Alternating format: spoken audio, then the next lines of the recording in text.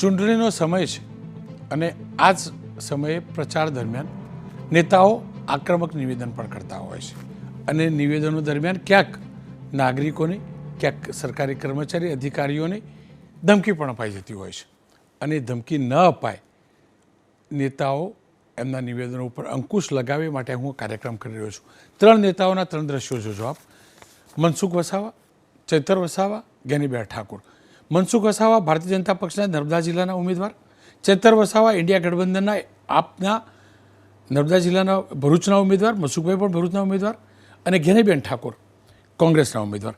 આ ત્રણેય અલગ અલગ નિવેદન કર્યા છે જેને લઈ હું આ કાર્યક્રમ કરવા મજબૂર છું અથવા પ્રેરાયો છું। વાત એમ છે કે મનસુખભાઈ વસાવાએ એમ કહ્યું કે 3 મહિના પછી ફરીથી હું આવવાનો છું, સાચવીને રહેજો। અને એટલા માટે કહ્યું કે દ્રશ્યો જોજો, ભરૂચ એ લોકસભા ક્ષેત્રમાં મનસુખભાઈ વસાવાના હોર્ડિંગ અને પોસ્ટર જે લાગેલા હોય છે કોઈને કોઈ ફાડી જાય છે, એની અંદર પણ મનસુખભાઈની જે તસવીર હોય છે એટલું ફાડી જાય છે અને એટલે જ મનસુખભાઈએ પણ કચાવીને નિવેદન આપ્યું, જેના માટે કહેવું જોઈએ કે આવું ન બોલી શકાય મનસુખભાઈ, આ ધમકી ગણાય। ખેર, મનસુખભાઈએ શું કહ્યું એ સાંભળી લઈએ પોસ્ટર મુદ્દે।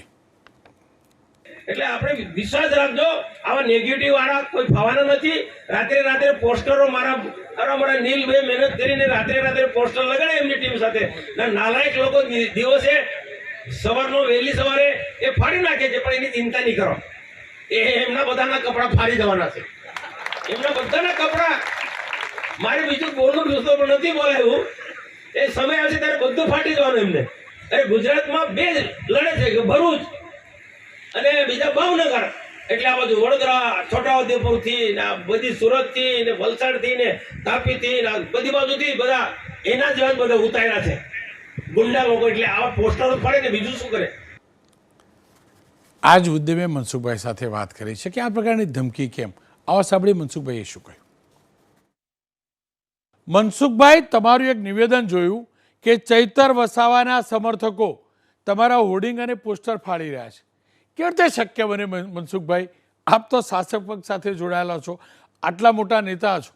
આજે એમાં શું છે રોનકભાઈ કે ચૂંટણી પ્રચાર એમને બી ચાલુ કરે, અમે બી ચાલુ કરે, પોસ્ટરો એમના બી લગાડે, અમારા બી લગાડે છે।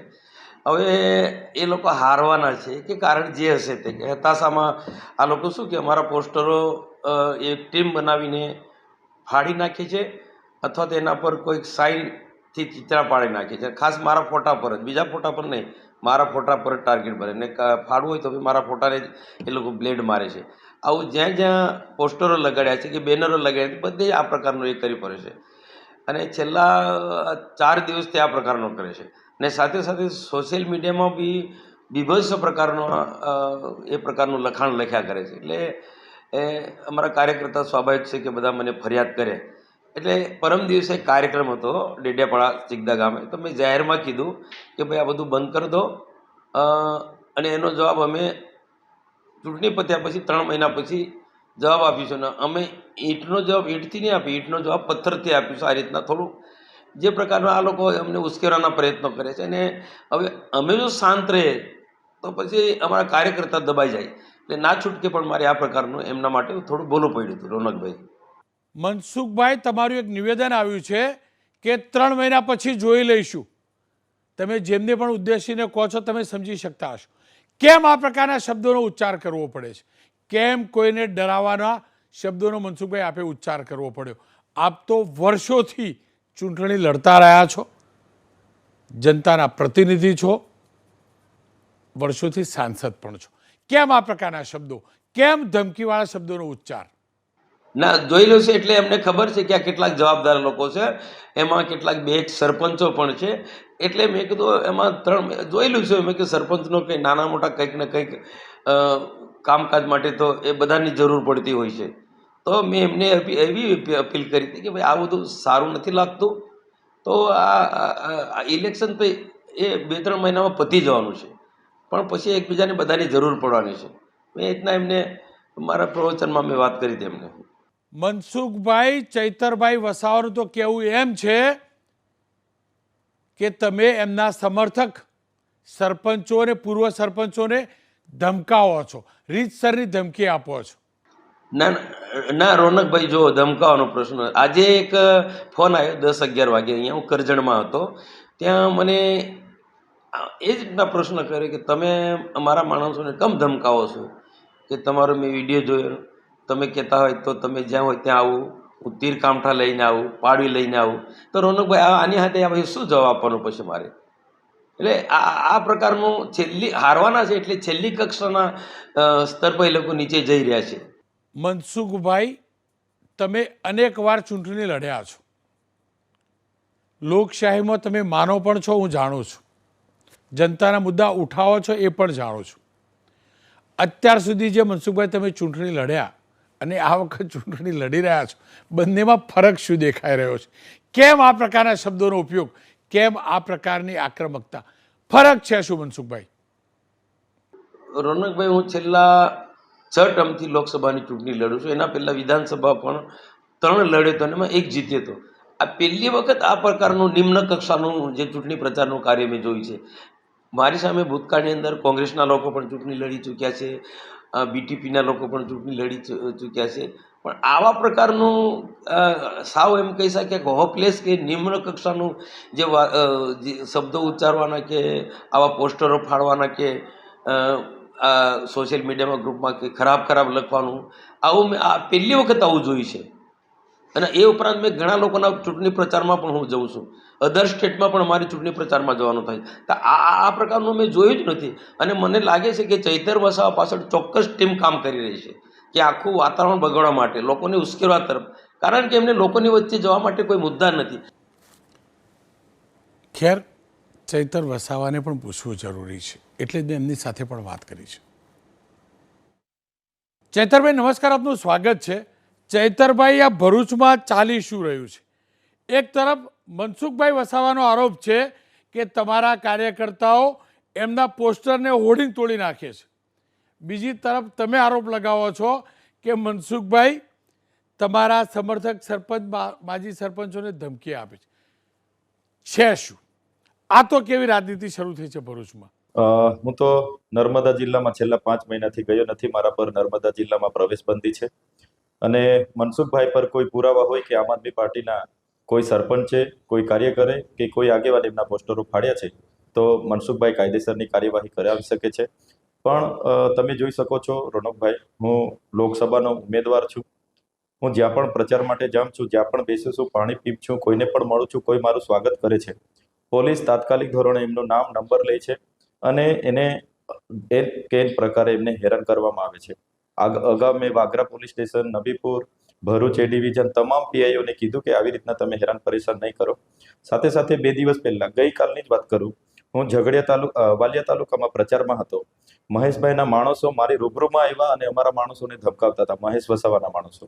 એના આગલા દિવસે એટલે પરમ દિવસે સાંજે મારે રાજપાડીની બાજુનું ગામ સાકરિયા ગામમાં મારી મીટિંગ હતી 9 વાગે. તો જે માણસે ત્યાં આયોજન કર્યું હતું એ માણસને પ્રકાશ દેસાઈના માણસોએ પ્રકાશભાઈના કહેવાથી આવીને ઢોર માર માર્યો એને. તો આવી જ રીતના થાય છે. હું વાગરામાં ગયો તો અરુણસિંહ રાણાના માણસોએ આવીને, જ્યાં મારી મીટિંગ હતી, મારી રૂબરૂમાં હું પહોંચું છું, સ્વાગત ચાલુ થાય છે અને 2 ગામોમાં એમણે લાઇટ કટ કરી દીધી. તો આવી તો ઘણી હેરાનગતિ આજે મેં વેઠી રહ્યો છું. ચૈતરભાઈ, શાસક હોય કે વિપક્ષ, બંને પક્ષ હોવા જોઈએ લોકશાહીમાં, અને બંને પક્ષ ફ્રી એન્ડ ફેર ઇલેક્શનની અંદર ઝંપલાવે એ સારી વાત છે. પરંતુ આ તમામની વચ્ચે વિપક્ષ એમ કે અધિકારીઓ શાસક પક્ષને ખોટી રીતે મદદ કરે છે, શાસક પક્ષ એમ કે વિપક્ષવાળા આ બધી બબાલ કરે છે. આ તમામની વચ્ચે અધિકારીઓની સ્થિતિ કેવી થાય? આપ તો અધિકારી રહી ચૂક્યા છો ને, આપ તો સરકારનો ભાગ પણ રહી ચૂક્યા છો ને, સરકારી કર્મચારી પણ તો રહી ચૂક્યા છો. અધિકારીઓની સ્થિતિ કેવી થાય? દયનીય સ્થિતિ છે સાહેબ. મેં પીઆઈ વાગરા, નબીપુર, પછી પાલેજ અને ભરૂચના પીઆઈઓ સાથે મેં ટેલિફોનિક રૂબરૂ વાત કરી હતી. એમણે કીધું કે અમને ઉપરથી જ આદેશ છે કે તમે આ રીતની નોંધ લઈ લો. એ લોકો જે પણ માણસ મને મળે છે એનું નામ, નંબર લે છે, લોકેશન નાખે છે અને બીજા જ દિવસે એને ત્યાં એન પ્રકારે ખૂબ હેરાનગતિ થાય છે. ત્યારે સરકારી અધિકારીઓ તો સૂળી વચ્ચે સોપારી જેવી હાલત થઈ ગઈ છે. ચૈતરભાઈ, આ ગાંધી સરદારનું ગુજરાત છે, આ અહિંસાવાળું ગુજરાત છે. એની અંદર ચૂંટણીમાં કોઈ પ્રકારની પોસ્ટર તોડાતા હોય, હોર્ડિંગ તોડાતા હોય કે પછી આક્રમક ભાષાનો બિનજરૂરી ઉપયોગ કરાતો હોય, ધમકીવાળા શબ્દોનો ઉપયોગ કરાતો હોય, આ જે પ્રકારની રાજનીતિ છે, ડરાવવાની ધમકાવવાની જે રાજનીતિ છે, તેને આપ કેવી રીતે મૂલવો છો, કેવી રીતે મૂલવો છો?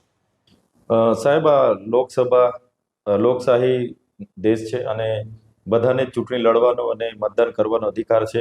જે પણ ઉમેદવાર ગમશે એને મતદાન કરશે. પણ મનસુખભાઈ જે રીતના એમણે ધમકી આપી છે કે 3 મહિના પછી મારો સમય આવવાનો છે અને જેટલા પણ લોકો આમ આદમી પાર્ટીમાં કૂદામકૂદ કરે છે એમને હું જોઈ લઈશ, ત્યારે ખરેખર સિનિયર સાંસદ પોતાની અસંસદીય ભાષામાં આવી રીતના ધમકી આપતા હોય એ કેટલું વ્યાજબી છે? આ તમામની વચ્ચે બનાસકાંઠા લોકસભા બેઠક ઉપરના કોંગ્રેસના ઉમેદવાર અને ધારાસભ્ય એવા જ્ઞાનીબેન ઠાકોરનો એક વિડીયો વાયરલ થયો અને એ વિડીયોમાં જ્ઞાનીબેન અધિકારીઓ, પોલીસ અધિકારીઓને ધમકી આપતા નજરે પડે છે. ત્યાં સુધી કહી દે છે એસપીનો કોલર પકડી લઈશ. આવો સાંભળી લઈએ એ વિડીયોમાં જ્ઞાનીબેન શું બોલે છે. મારા આગેવાનને કે અમારા કોઈ માણસને ખોટી રીતે કોઈ હેરાન કરે ને તો એની સામે લડવામાં ડીએસપી હોય તો એનો કોલર પકડવામાં પણ વાર નહીં કરીએ એવું ભૂતકાળની અંદર કર્યું છે અને આવનાર સમયની અંદર પણ કરશું. મનસુખભાઈ હોય, ચૈતરભાઈ હોય કે જ્ઞાનીબેન હોય, આ ત્રણેય ફાયરબ્રાન્ડ નેતા ગણાય છે. બની શકે આક્રમકતા હોય, પ્રચારની પદ્ધતિ પણ આક્રમક હોય, પણ નિવેદન પર ચોક્કસથી અંકુશ હોવો જોઈએ. ખેર, શું કારણ રહ્યું, જ્ઞાનીબેને શું કહ્યું એ જાણી લઈએ. મેં જ્ઞાનીબેન સાથે પણ વાત કરી છે. જ્ઞાનીબેન નમસ્કાર, આપનું સ્વાગત છે. બેન, એક તમારો આ વિડીયો જોયો, એમાં તમે એમ કહો છો કે જરૂર પડે એસપીનો કોલર પકડવાનો, જિલ્લા પોલીસ વડા, પોલીસ અધિકારી. કેમ આ શબ્દોનો ઉચ્ચાર વિડીયો ક્યારનો છે બેન, અને શું કરવા આ પ્રકારના શબ્દોનો ઉચ્ચાર કરવો પડે છે? રોનકભાઈ, કોઈ પણ ચૂંટણી હોય એ ચૂંટણી એક ડેમોક્રેસીનો ભાગ હોતો હોય છે, પણ હવે ચૂંટણી એ હું માનું ત્યાં સુધી વર્તમાન સરકારને એ લોકોના આશીર્વાદથી નહીં, પોતાના દમ ઉપર નહીં, પણ વહીવટી તંત્રનો દુરુપયોગ કરીને જ્યારે જીતવા માટેની નોબત આવી છે ત્યારે વારંવાર તમને ખબર છે કે અનેક વખત અમારા આગેવાનો હોય, અમારા કાર્યકરો હોય, એમનો કોઈ વાક્ય ગુનો ન હોય, માત્ર અમને કેમ્પેન કરીને મદદ કરતા હોય. તો 4/4/2024 એટલે ગઈકાલને પ્રમ દિવસે થરાદ તાલુકાના એક રબારી સમાજના આગેવાન છે રામાભાઈ કરીને પીલુડાવાળા, એમના ઉપર નાર્કોટિકનો ખોટો કેસ કર્યો.